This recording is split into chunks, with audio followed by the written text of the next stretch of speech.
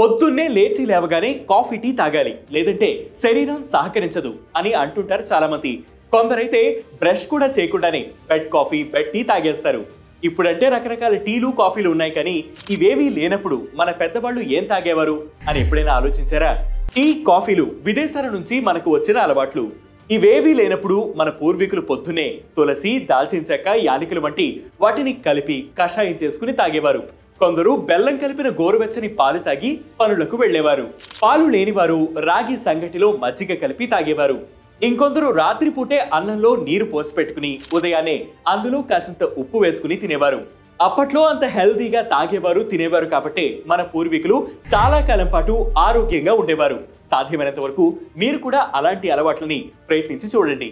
ఇలాంటి interesting facts కోసం ప్రతిరోజు వెట్ న్యూస్ యాప్ ని ఫాలో అవ్వండి. Wet news Telugu YouTube channel ని సబ్స్క్రైబ్ చేయండి.